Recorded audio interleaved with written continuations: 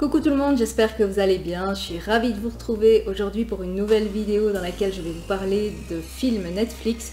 J'ai sélectionné 5 films feel good, donc ces fameux films qui font du bien, ces films qui apaisent, ces fameux films qui ressemblent à des contes philosophiques et qui nous permettent de déconnecter, parce que là on va rentrer, les vacances terminées, on va rentrer dans le vif du sujet, on va reprendre les études, on va reprendre le boulot et on n'a pas spécialement envie de se réinstaller dans cette routine. Donc ce sont des petits films qui permettent de prendre du recul et qui permettent aussi parfois de réfléchir sur soi. Le premier film que j'ai sélectionné, c'est Le Shack, donc c'est la cabane, le chemin du pardon. Au départ j'avais un peu peur parce que je me suis dit ça va être un peu spécial, c'est un film très chrétien, comme les Américains peuvent faire, et je me suis dit, ça va être un peu trop pour moi, et au fond, non. C'est un film qui m'a aussi permis de réfléchir au pardon, sur le fait de pouvoir passer au-dessus de certaines choses, parce que je sais pas vous, mais moi je suis hyper rancunière et j'ai beaucoup de mal à passer au-dessus de certaines choses qu'on me fait ou qu'on me dit, même parfois qu'on me dit innocemment, et ça m'a permis quand même de relativiser et de passer à autre chose. Donc ce film, c'est l'histoire d'une famille très chrétienne qui vont à l'église, ils ont 3 enfants et c'est une famille très unie et tout tourne autour de la communauté chrétienne. Et lors de leurs vacances, donc le père part avec ses 3 enfants et un de ses enfants a un problème, et pendant qu'il se dépêche d'aller sauver un de ses enfants, sa petite fille disparaît. Donc on recherche sa petite fille et on la retrouve assassinée dans une cabane. Et il en fait une grosse déprime, il a vraiment ce poids de la culpabilité et cette haine pour cet homme qui a assassiné son enfant. Et parce qu'on se doute, on ne voit pas, mais on se doute que ça a été fait dans des souffrances atroces. Et on se dit, mais comment on peut passer au-dessus de ça? Et lui, ça l'empêche vraiment de vivre. Donc ce qu'il fait, il se réfugie chez lui, il voit plus personne, il est mal, même ses enfants, il leur parle même plus, il est carrément enfermé dans une bulle de culpabilité et de haine, et il n'arrive plus à vivre, alors que ses enfants sont demandeurs, ils ont besoin de lui, parce que c'est quand même leur père, et ils ont vécu quelque chose de dur, ils souffrent tous, même leur mère, enfin sa femme, et eux se réfugient dans la religion, dans ce qu'ils ont toujours eu de leur famille et leur communauté, alors que lui, il fait vraiment bande à part avec cette haine qu'il a en lui. Un jour, il est invité dans la cabane où on a retrouvé sa fille morte. Et donc c'est en hiver, ça a l'air d'être au Canada, une cabane au Canada au milieu des bois là. Et quand il arrive, il voit, déjà quand il arrive dans cette cabane et qu'il voit cet homme arriver, il pense que c'est l'assassin, mais en fait c'est pas l'assassin. Et on voit que tout le décor change et il rentre comme dans un rêve. Et là commence en fait le conte philosophique où on voit 3 personnages, donc c'est lui et ces 3 personnages qui vont vraiment lui permettre de faire un voyage spirituel et de se rendre compte de ce que sont les valeurs, de ce qu'est la vie, de ce qu'on a en nous et de qui sommes-nous pour juger, pour se permettre aussi parfois de faire justice soi-même. Qui sommes-nous, quoi? Pourquoi nous mettre au même rang que ces gens qui font du mal? Pourquoi se mettre au même niveau que toute cette racaille, que tous ces gens qui n'ont aucune valeur? Et on voit vraiment ce voyage spirituel. Alors moi, je ne sais pas si j'aurais été capable de pardonner un truc pareil, mais en tout cas, ce film m'a vraiment permis au-delà de la religion, parce que je vais vous dire, moi je suis athée, donc j'ai vraiment dû faire un effort pour me dire ce que eux pensent être Dieu, pour moi c'est l'univers, pour moi c'est l'énergie positive, pour moi c'est toutes ces choses bien qui nous arrivent, c'est toute cette aura positive qui est autour de nous, et je l'ai vraiment, chacun appelle cette énergie comme il veut, pour eux c'était Dieu, pour moi c'est cette aura, cette énergie positive, et j'ai vraiment pu regarder ce film avec philosophie et en me disant pourquoi se pourrir la vie pour ce genre de choses, ce genre de choses qui sont très dures, qui sont limite impossibles à vivre, mais tout ce cheminement qui a pris un certain temps, permet d'arriver à une certaine conclusion que je vous laisse regarder. C'est vraiment un film qui est bien fait, que j'ai regardé 2 fois aussi parce que ça m'a fortement apaisé sur certaines rancœurs que j'avais. Donc j'ai l'air toute gentille, toute douce, mais c'est parfois, non quoi, je suis pas non plus une moule qui me laisse faire et qui... Non quoi, j'ai aussi certaines rancœurs vis-à-vis de certaines personnes et ce film m'a permis de vraiment faire la part des choses et d'arrêter de m'empoisonner la vie et d'arrêter de... Parfois on arrête de vivre tout simplement parce qu'on est omnubilé par certaines choses qui nous sont arrivées et là ça permet vraiment de se dire faut continuer parce qu'il y a encore des choses bien qui peuvent arriver, il y a encore des gens extraordinaires autour de nous et c'est pas parce qu'il y a un petit noyau de pourriture que tout est pourri quoi.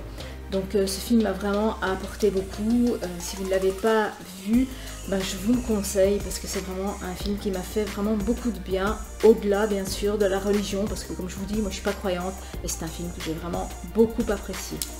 Alors le deuxième c'est Mange, Prie, Aime avec Julia Roberts, donc c'est aussi un feel good. J'avais peur au départ que ce soit un film qui me gonfle un peu parce que c'était un peu trop romancé, un peu trop Julia Roberts, pourtant c'est une actrice que j'adore, mais j'avais un peu peur que ce soit un peu trop cucu entre guillemets et là non, j'ai été agréablement surprise parce que les critiques étaient pas trop bonnes, donc je m'étais dit je vais quand même me faire mon idée par moi-même et en fait ce qui m'a plu dans ce film c'est que je me suis un peu retrouvée dans ce personnage où il arrive un moment où on en a marre de tout, où le boulot ça va pas, où on a l'impression que tout le monde est contre nous et où on a juste envie de partir loin de tout et de se faire oublier et de se ressourcer, de se retrouver avec soi-même. Donc je me suis dit je vais regarder comment elle fait pour vraiment se ressourcer et en fait elle part en Italie. Et en Italie, tout tourne autour de la nourriture. Alors je suis moi-même issue d'une famille italienne, je suis italienne donc ça se voit, même si je vis en Belgique. Et c'est vrai que chez nous, tout passe autour de la nourriture. Et je ne suis jamais sortie de chez ma grand-mère sans avoir le ventre plein. Parce que chez nous, on est obligé de manger parce que manger, c'est culturel, c'est le bien-être en Italie. Et ça, moi je trouve ça un peu dommage qu'il n'y ait pas d'autres moyens. Mais chez les Italiens, quand vous entrez, tout de suite, on vous ouvre le frigo, on vous offre la table et c'est vraiment comme ça. Et là, elle a redécouvert le plaisir de manger naturellement, de se retrouver autour d'une table et de partager avec des gens, pourtant c'était pas des gens qui étaient hyper proches d'elle, mais ce sont des gens qui lui ont donné beaucoup parce qu'ils ont partagé ce qu'ils avaient de meilleur, c'est-à-dire la nourriture. Donc ça c'est quelque chose que j'ai vécu, parce que quand je ne suis pas bien et que je vais dans ma famille italienne, forcément je n'ai qu'une famille italienne, et bien là c'est vraiment tout tourne autour de la table, tout tourne autour de bons petits plats, et pas spécialement des plats riches, mais des bons petits plats où on partage, où on goûte et où on discute et où on est bien, parce qu'il y a cette envie de partager, d'échanger, de se retrouver les uns avec les autres, et ça c'est hyper important. Et là elle a redécouvert tout cet aspect social en Italie. Alors ensuite elle est partie prier en Inde, et là en Inde elle a redécouvert tout ce qui est spirituel, tout ce qu'on aime retrouver en soi. Donc on sait qui on est, on sait comment faire pour aller mieux, mais parfois on a besoin d'aide pour vraiment se remettre dedans, pour vraiment se retrouver avec soi-même. Et elle l'a retrouvé là-bas, elle a vraiment retrouvé cette spiritualité qu'elle avait perdue à cause de la routine, à cause du train de vie qu'on nous oblige à vivre quotidiennement, et ça lui a fait un bien fou. Donc là on voit qu'il y a aussi cette importance de prendre le temps de ne rien faire, mais de prendre du temps pour soi.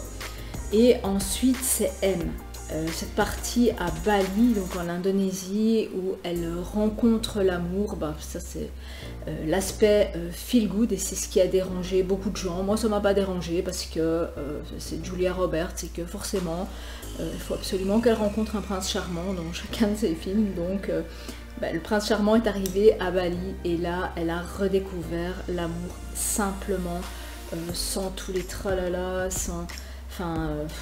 Et c'est un film qui franchement m'a fait sourire parce que c'est un film qui apaise et quand on l'a terminé, ben, on se sent bien. Donc si vous avez envie de passer une chouette après-midi, envie de penser à rien, pas se prendre la tête et que vous ne l'avez pas encore vu, ben, Mange, prie, aime avec Julia Roberts.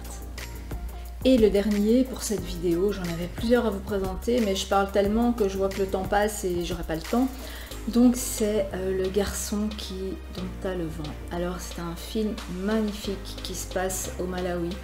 C'est une histoire vraie qui se passe en pleine sécheresse et c'est l'histoire d'un garçon qui doit avoir 13 ans, donc un garçon qui a réellement existé, qui vit en pleine sécheresse. On voit qu'ils ont vraiment des difficultés pour manger, pour cultiver, il n'y a pas d'eau, il n'y a rien, ça c'est vraiment les vraies difficultés de la vie et ça nous remet vraiment en phase avec l'abondance dans laquelle on vit et les pseudo-problèmes qu'on a.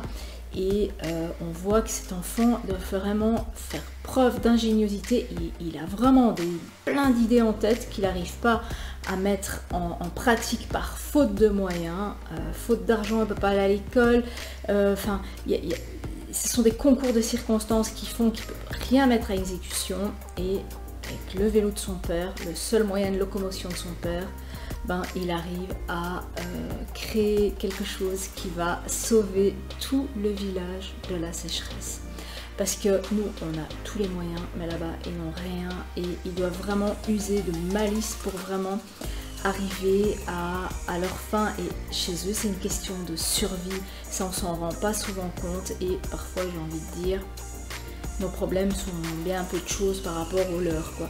Et donc ça m'a vraiment aussi remis en phase avec certaines choses dont j'ai soi-disant besoin et je me suis dit, punaise, ce garçon est vraiment un grand homme, quoi. Et donc c'est une histoire, enfin il y a aussi un livre qui en a été inspiré et donc ensuite le film en 2019 et c'est vraiment un film magnifique. Donc si vous voulez voir une belle histoire vraie, de choses qui se passent réellement ailleurs, loin de nous, ben, parfois c'est bon de se rappeler que on n'a pas cette abondance qu'on a autour de nous partout et qu'il y a des choses beaucoup plus essentielles qu'on oublie parfois et qui font que nos besoins premiers ne peuvent plus être satisfaits. Donc c'est une question de survie vraiment. Donc ça c'est un film qui remet les pendules à l'heure. Donc si vous avez l'occasion, n'hésitez pas à le regarder. Donc Le garçon qui dompta le vent, c'est vraiment un film magnifique. Donc j'ai encore plein de séries à vous présenter, j'ai des films aussi à vous présenter, j'ai une grande liste et je me rends compte que je parle vraiment beaucoup, donc je vous ferai encore d'autres vidéos Netflix tous les 15 jours. Donc si c'est ce qui vous intéresse sur ma chaîne, j'ai créé une playlist Netflix. Donc n'hésitez pas à vous abonner, j'en ferai une en moyenne tous les 15 jours. Donc n'hésitez pas à vous abonner en cliquant juste là, ça vous permettra de retrouver mes descriptions et mes avis sur certains films et séries. Et je voulais dire à tous ceux qui me suivent, eh bien merci de continuer à être là et de m'être fidèles. Voilà, dites-moi aussi si vous avez vu ces films que je vous ai présentés et ce que vous en avez pensé. Voilà, je vous dis à très bientôt pour de prochaines vidéos. Ciao!